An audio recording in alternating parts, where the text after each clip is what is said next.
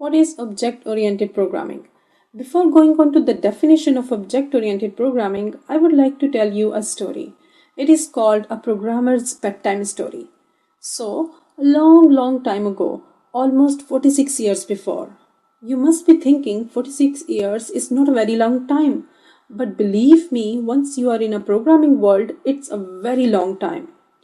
46 years in real world is equal to 1000 years in programming world. So, a long time ago, when all programming languages were procedural, there was a programmer. But hold on, you know what the procedural language is? No? Then I first tell you about procedural language, then I will continue my story. In procedural language, you write statements or lines of codes for the computer to execute.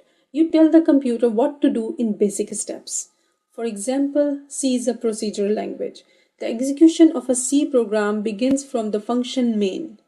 You have lines of codes in this main function. The compiler starts executing these lines one by one. And for example, one line of code calls a function A. Then compiler jumps to that function A and starts executing lines from that function. And when it is executed, it returns execution control back to the main function on the next line following to that function call.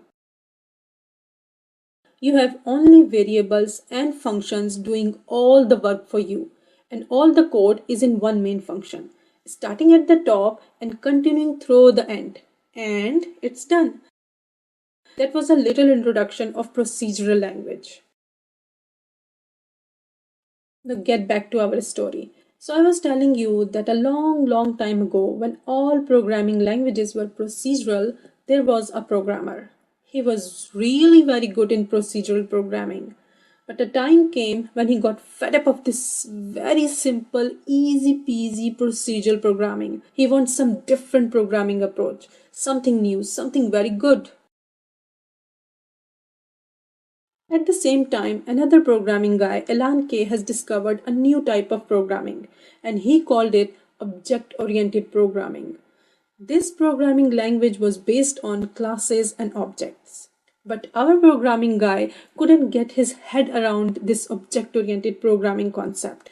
The classes and objects were making no sense to him. Then one day he was sitting in his garden under an apple tree. Suddenly an apple fell on his head. Ouch! He started thinking why apple fell down and discovered gravity. There is a twist in a story. Because gravity was already been discovered by great scientist Newton. So what happened here? Our programming guy started thinking about the apple. Apple. Its color is green, its shape is kind of round, it has seeds in it. It has a skin on it. So this apple object has some specific properties. Then he looked around himself. My cat. It also has some specific properties like its name is Lucy, its color is brown, and despite of its properties, it can also perform some actions like cat can run, it can make a meow sound, and it can chase the mouse. So this cat object has some properties and it can also perform some actions. Then he started looking everything around him as an object, and he found that this universe is full of objects like sun, earth, moon, houses, cars, everything is an object. Even human beings are also objects. And every object has its own properties, and some of them also has abilities to perform some specific actions. And one more thing, these objects can also interact with each other. So the concept of objects started making sense to him.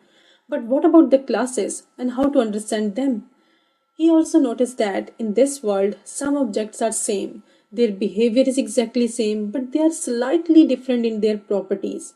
Like all dog objects in this world have same behavior, like barking, fetching, wagging tail, and chasing cats. But what about their properties? Like name, color, and breed of every dog is almost different. So, how to solve this same kind of objects problem? Then he thought of an idea that we should classify the objects. Same object should belong to one class. Like all the dog objects belong to the dog class, all the cat objects belong to the cat class, and all the cars should belong to the car class. So basically, every object belongs to a class.